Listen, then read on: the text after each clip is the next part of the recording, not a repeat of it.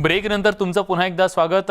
या बुलेटिनची सुरुवात आपण करणार आहोत ती म्हणजे राज्यातल्या सर्व नागरिकांना सावध करणाऱ्या बातमीनं आणि ही बातमी आहे कोरोनाच्या संदर्भातली। राज्यात पुन्हा कोरोनाचा धोका वाढतोय आणि संभाव्य तिसऱ्या लाटेचा धोका हा कायम असल्यानं मुंबई पुण्यात कोरोना रुग्णांच्या संख्येत होणारी वाढ ही महाराष्ट्रासाठी काहीशी चिंतेची बाब ठरतेय। नाशिक नागपुरात सुद्धा संख्या वाढू लागली आहे। दिवसभरात 5108 रुग्णांची नोंद झाली आहे। त्यामुळे महाराष्ट्रातल्या कोरोना बाधितांची वाढणारी ही संख्या तिसऱ्या लाटेला निमंत्रण तर नाही ना, अशा प्रकारची चर्चा सुरू झालेली आहे।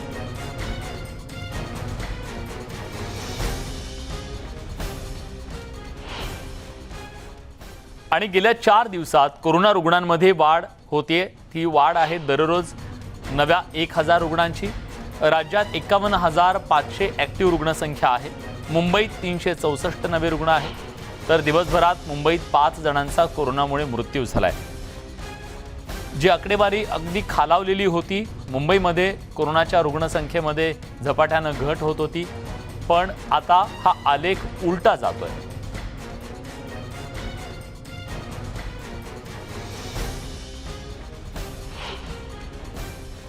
गेल्या आठवडाभरात काय चित्र दिसतंय महाराष्ट्रातलं, हे चित्र कसं बदलतंय, एक नजर टाकूयात ग्राफिक्सच्या माध्यमातून। बघा, 23 ऑगस्टला परिस्थिती होती 3643, 24 ऑगस्टला 4355, 25 ऑगस्टला 5031, 26 ऑगस्टला 5108, 27 ऑगस्टला 4654।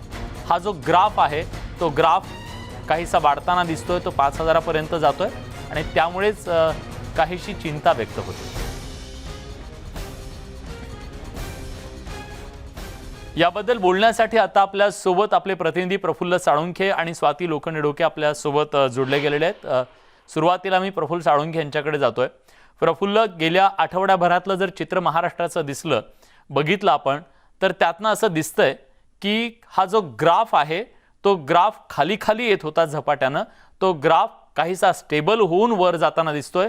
याच्याकडे तज्ञ कसं पाहतायत?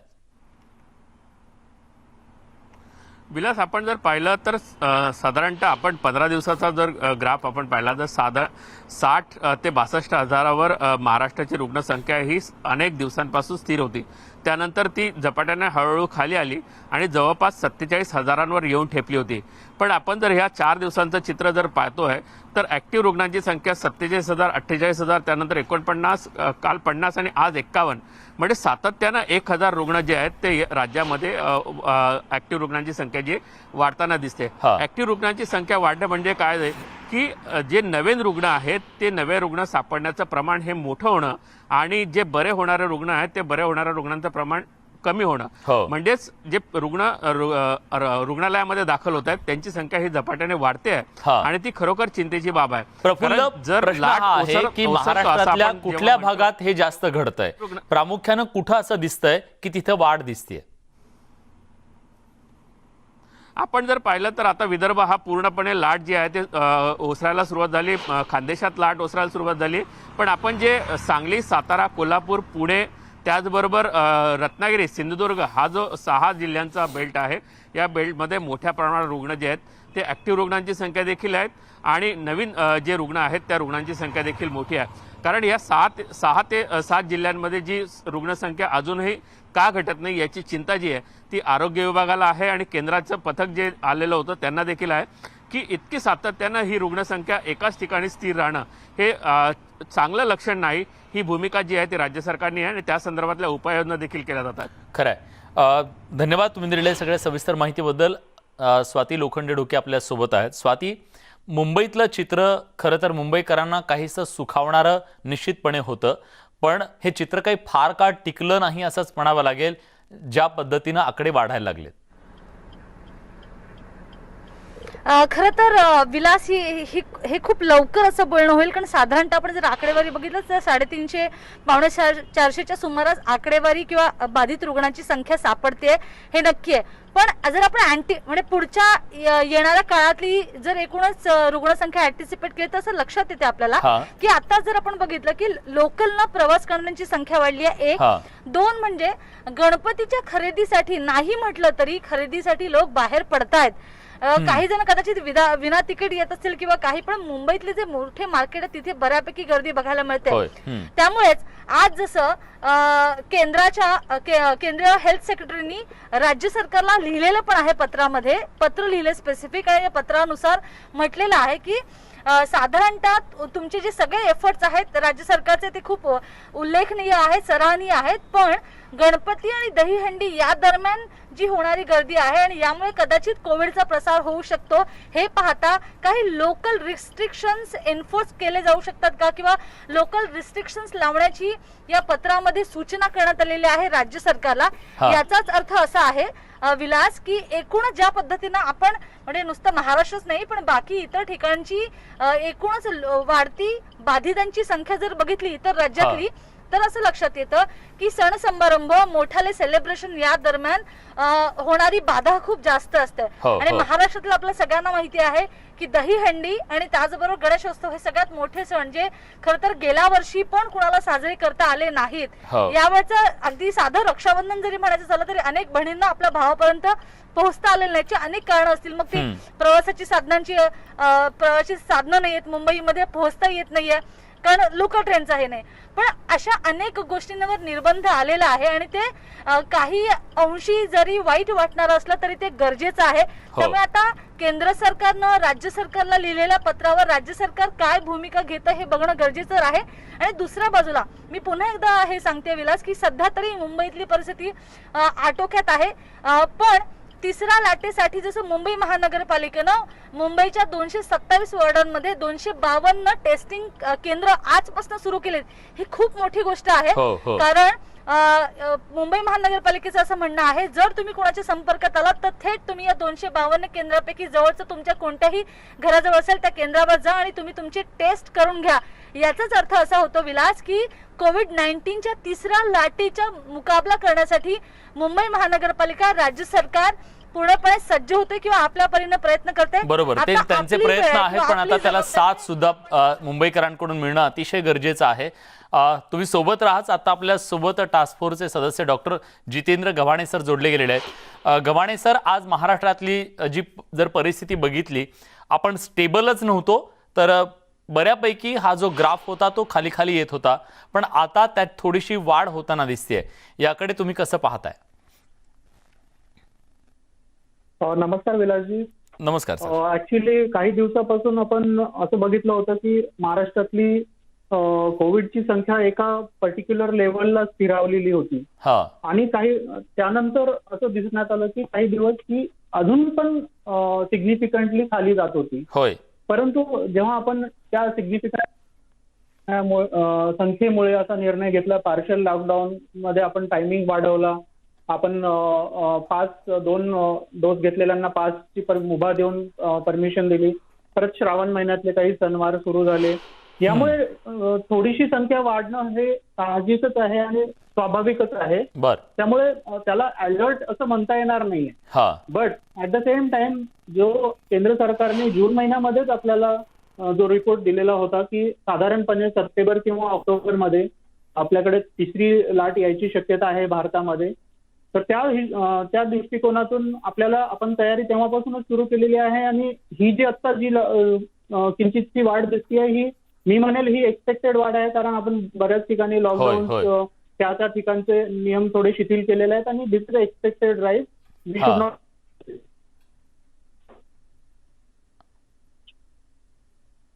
काही तांत्रिक कारणामुळे गव्हाणे सरांचा आवाज आपल्यापर्यंत पोहोचत नाहीये, पण त्यांनी सांगितलं की ही जी वाढ आहे ते एक्सपेक्टेड वाढ आहे. अनेक गोष्टींमध्ये आपण निर्बंध शिथिल केले, त्याच्यामुळे झालेली ही वाढ आहे. त्यामुळे फारसं त्याच्याबद्दल काळजी करण्याचं कारण नाही, पण सावध मात्र आपल्याला नक्की राहावं लागणार आहे, कारण ही वाढ आपल्याला पुढे आणखी वाढणं धोक्याचं ठरू शकतं. गव्हाणे सर, पूर्ण करा तुमचं म्हणणं. तर महाराष्ट्र जून मधल्या सेंट्रल गव्हर्नमेंटच्या लेटरनुसारच. हॅलो. येतोय आवाज, बोला सर. शासनाने तयारी तशी सुरू केलेली आहे आणि मुख्यमंत्री उद्धव साहेब ठाकरे आणि राजेश सर टोपे यांनी कालच पत्रकार परिषदेत माहिती दिल्यानुसार आपले ऑक्सिजनची क्षमता पण आपण वाढवलेली आहे. 12,000 मेट्रिक टन वरून आपण 20,000 मेट्रिक टन पर्यंत पोहोचलेलो आहे. लसीकरणाची गती तुम्ही मगाच बातम्यामध्ये दाखवल्याप्रमाणे खूप चांगली झालेली आहे. पण अजून पण लसीकरण महाराष्ट्रातलं होणं गरजेचं आहे. त्यासाठी केंद्राकडे पाठपुरावा सातत्याने गव्हर्नमेंटचा चालू आहे. ॲट द सेम टाइम आपण कुठलेही कोविड केअर सेंटर्स अजून शट डाऊन केलेले नाही आहेत, ते तसेच डिसमेंटल केलेले नाही आहेत, तसेच आहे. So we are prepared for the worst. पण तसं अजून तरी आपण घाबरून जाण्यासारखी परिस्थिती अजिबात नाही आहे. धन्यवाद गव्हाणे सर, तुम्ही न्यूज 18 लोकमतला सविस्तरपणे या संदर्भातली माहिती दिलीत. टास्क फोर्सचे सदस्य डॉक्टर जितेंद्र गव्हाणे सर होते. त्यांनी सविस्तरपणे आपल्याला सांगितलेलं आहे की राज्य सरकार नेमके काय पावलं उचलतं आहे आणि आत्ताची जी परिस्थिती आहे त्या परिस्थितीकडे ते नेमकं कसं पाहत आहेत. आत्ताची होणारी ही आकडेवाढ जी आहे ती फारशी चिंताजनक नसली तरी मात्र आपण सगळ्यांनी काळजी घेणं तितकंच गरजेचं आहे.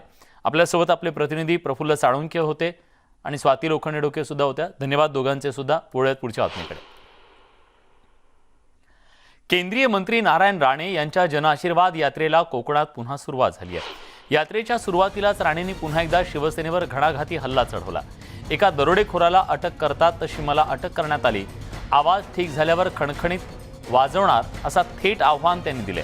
दिशा सालियान आणि सुशांत सिंगचं प्रकरण संपलेलं नाही असा गर्भित इशारा त्यांनी दिलाय. दादागिरी करू नका, तो तुमचा पिंड नाही.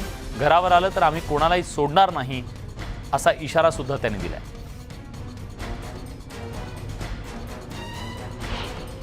जसं एका दरोडेखोराला अटक करतात तसं केंद्रीय मंत्र्याला अटक करायला 200-250 पोलीस. वा, काय पराक्रम आहे, काय पराक्रम. मला घसा ठीक होईल, मी मग सोडणार नाही. काय करायचं ते करा. आता जुन्या गोष्टी काढल्या, काढा ना. 2 वर्ष झाली शोधतायत, नाही मिळालं. आम्हाला जुन्या गोष्टी माहिती आहेत. रमेश मोरेची हत्या कशी झाली, त्याचं कारण काय आहे. ज्या जाधव याची हत्या झाली त्याचे कारण काय आहे. केंद्रीय मंत्री नारायण राणे यांनी राज्य सरकारवर पुन्हा तोफ डागली आहे. सरकार किती तत्पर आहे असा टोला राणेंनी लगावलाय. दिशा सालियान प्रकरणातला आरोपी अजून सापडलेला नाही. माजी मंत्री संजय राठोड यांच्यावर कारवाई झाली नाही. या मुद्द्याकडे राणेंनी लक्ष वेधलंय. मुख्यमंत्री आमदारांना भेटत नाहीत, बाहेरही जात नाहीत अशीही टीका केली आहे. 52 वर्ष सेनेच्या वाटचालीतले सैनिक कुठे आहेत असा सवाल राणेंनी लांजात उपस्थित केलाय. तेव्हा राणेंची ही जनआशीर्वाद यात्रा आता रत्नागिरी आणि पुढे सिंधुदुर्गात जाणार आहे. या जनआशीर्वाद यात्रेच्या माध्यमातून त्यांनी सातत्यानं शिवसेनेवर हल्ले चढवायला सुरुवात केली आहे. 3 दिवसापूर्वी झालेल्या मोठ्या राजकीय संघर्षाच्या नंतर सुद्धा त्यांची ही सगळी वक्तव्य, शिवसेनेच्या विरोधातला त्यांचा राग कमी झालेला नाही.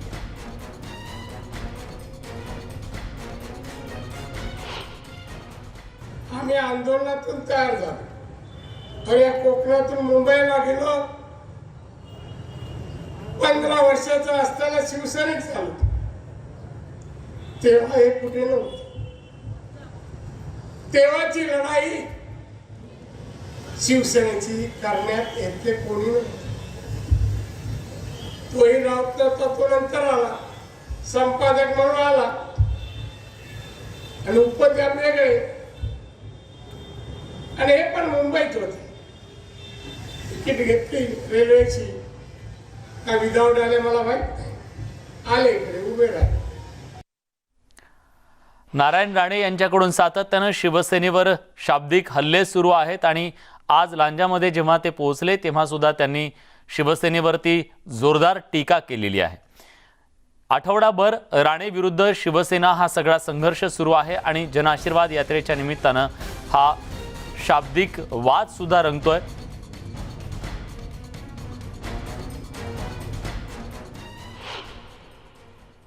मुख्यमंत्री उद्धव ठाकरेंवर राणेंनी केलेल्या वक्तव्यानंतर संतप्त प्रतिक्रिया उमटली होती. नाशिकमध्ये काही शिवसैनिकांकडून भाजप कार्यालयावर हल्ला करण्यात आला. या हल्ल्याचा आरोप असलेले संशयित शिवसेनेचे पदाधिकारी आज खासदार संजय राऊतांसोबत दिसले. राऊत पत्रकार परिषद घेत असताना ते पदाधिकारी त्यांच्या मागे उभे होते. यावेळी त्यांनी मागे उभे असलेल्या सेना पदाधिकाऱ्यांच्या मागे पोलीस लागले असल्याचं आवर्जून सांगितलं.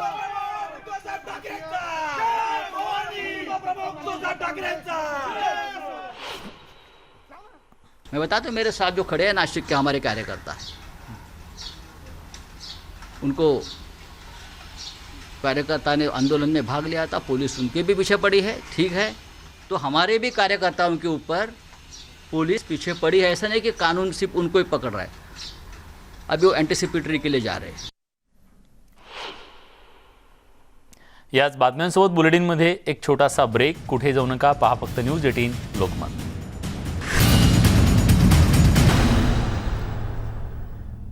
ब्रेकनंतर तुमचं पुन्हा एकदा स्वागत. तुम्ही पाहताय प्राईम टाईम. टोमॅटो दराच्या संदर्भात केंद्र सरकारनं एक मोठा निर्णय घेतलाय. MIS अंतर्गत राज्य सरकारनं याची खरेदी करावी. तोट्याचा 50% भार हा केंद्र सरकार उचलणार असल्याचं केंद्रीय मंत्री भारती पवार यांनी माहिती दिली आहे. राज्यानं केंद्राला तसा प्रस्ताव पाठवावा आणि त्या प्रस्तावाच्या नंतर मग केंद्र सरकार त्याबद्दल पैसे पाठवेल, अशा प्रकारची भूमिका ही भारती पवार केंद्रीय मंत्री यांनी घेतली आहे. त्यामुळे सध्या राज्यभरात शेतकऱ्याच्या कष्टाचा जो लाल चिखल होतोय त्यातून त्यांना दिलासा देण्यासाठी केंद्र सरकारनं हा महत्त्वाचा पुढाकार घेतलाय.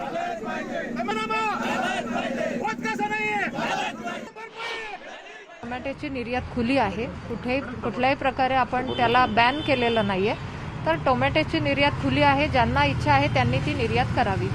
आणि त्यानंतर त्यांनी सुद्धा स्वतः केंद्रीय कृषी मंत्री आदरणीय तोमरजींशी बोलणं केलं आणि माझी पण आता थोड्याच वेळापूर्वी केंद्रीय कृषी मंत्री तोमरजींशी पण बोलणं झालं आणि त्यांनी तात्काळ हा निर्णय घेतला की जिथे प्रचंड प्रमाणात टोमॅटोचे भाव कमी झालेत आणि त्याचा शेतकऱ्यांना फटका बसतोय, शेतकरी अडचणीत असताना जर असं होत असेल तर तात्काळ त्यांनी जी MIS स्कीम आहे, जी मार्केट इंटरव्हेन्शन स्कीम म्हणतो, तर ती स्कीम राबवण्याचं तात्काळ त्यांनी नोटिफिकेशन आत्ताच एक अर्धा तासापूर्वी जारी केले. त्यांनी स्टेट गव्हर्नमेंटला पत्रही दिलं आहे. लष्कराच्या पुण्यातील दक्षिण मुख्यालयाच्या घोरपडी इथल्या आर्मी स्पोर्ट्स इन्स्टिट्यूटमधील ॲथलेटिक स्टेडियमला नीरज चोप्राचं नाव देण्यात आलंय. संरक्षण मंत्री राजनाथ सिंग आणि लष्कर प्रमुख जनरल MN नरवणे यांच्या उपस्थितीत हा नामकरण सोहळा पार पडला. या नामकरणाबद्दल सुवर्ण पदक जिंकणाऱ्या नीरज चोप्रानं आभार मानलेत. आर्मी स्पोर्ट्स इन्स्टिट्यूट हे स्टेडियम 2006 मध्ये उभारण्यात आलं. स्टेडियममध्ये 400 मीटरचा सिंथेटिक ट्रॅक आहे. लष्कराच्या दक्षिण मुख्यालयाचा सुभेदार असलेल्या नीरज चोप्रानं या संस्थेत भालाफेकीचं प्राथमिक प्रशिक्षण घेतलं होतं. त्याच्या ऐतिहासिक कामगिरीच्या गौरवार्थ या संस्थेतील ॲथलेटिक स्टेडियम आता Neeraj Chopra Army Sports Stadium Pune Cantonment नावानं ओळखलं जाणार आहे. जैसा आप जानते हैं कि 1.5 वर्ष से कोविड की महामारी के बावजूद यह टोक्यो में इतना शानदार प्रदर्शन करना यह कोई छोटी बात नहीं है. ट्रेनिंग की कठिनाई थी, प्रॉपर ट्रेनिंग नहीं हो पा रही थी, लेकिन उसके बावजूद खिलाड़ियों ने जो प्रदर्शन दिया है उसमें भूमिका निभाने वाला एक महत्वपूर्ण इंस्टीट्यूट यह हमारा आर्मी स्पोर्ट्स इंस्टीट्यूट है. मैं इस आर्मी स्पोर्ट्स इंस्टीट्यूट के प्रति भी सम्मान व्यक्त करना चाहता हूं, जिसने बहुत ही महत्वपूर्ण भूमिका ट्रेनिंग में निभाई है. यानंतर बघूयात आमच्या विशेष मोहिमेबद्दल, पाणी मोहिमेबद्दल. राजस्थानच्या थारमध्ये सर्वाधिक लोकसंख्या आहे, मात्र इथलं वाळवंट हा जलसंधारणाचं एक अनोखं उदाहरण बनलंय. आणि हीच गोष्ट आपल्याला पाण्याच्या उपयोगितेबाबत विचार करायला भाग पाडते. पाहूया मिशन पाणीचा हा खास रिपोर्ट. स्वच्छता और पानी हमको बचानी है ये जिंदगानी. I am Neeraj and I run this business called Heritage Water Walks. I conduct water-based cultural tours at Nahargarh Fort, Amer Palace and Ramgarh Dam. It is basically the whole tour that I have designed is about showcasing the culture of water in Rajasthan, or rather you can say that the culture or the traditions of Rajasthan have been deeply influenced by water or lack thereof it. There are 25 deserts in the world, but this is the only desert, Thar, which is living desert. People have been living inside the desert for thousands of years. And how did they do it? We shift colonies, places and sell our houses if the moment the water level security goes down. But these people have been living over here, and I am part of it. Our food, our traditions, belief, art, culture, architecture, history, everything has water in it. I think over a period of time we have realized the value of heritage, and increasingly we are becoming more conscious about it. People are identifying these heritage resources which are spread across the country. We have millions of these pieces around our cities and towns and villages. The tank behind me is Rang De Basanti Baoli, because Amir Khan shot his movie over here, and that's why it has become famous. The water is secured from the forest outside, and it's stored in this tank. The purpose of this tank was to provide water for the army standing in the fort. Our ancestors made this place livable, completely desert, vanished place, beautiful and culturally rich. So what I think coming from Rajasthan is that the scarcity is more in my mind than in the physical, and you can change that scarcity into abundance if you apply your head to it. स्वच्छता और पानी हमको बचानी है ये जिंदगानी। वाळवंटातल्या पाण्याच्या या यशोगाथेसोबतच बुलेटिनमध्ये आपण इथेच थांबतोय. ताज्या घडामोडींसाठी बघत राहा न्यूज 18 लोकमत.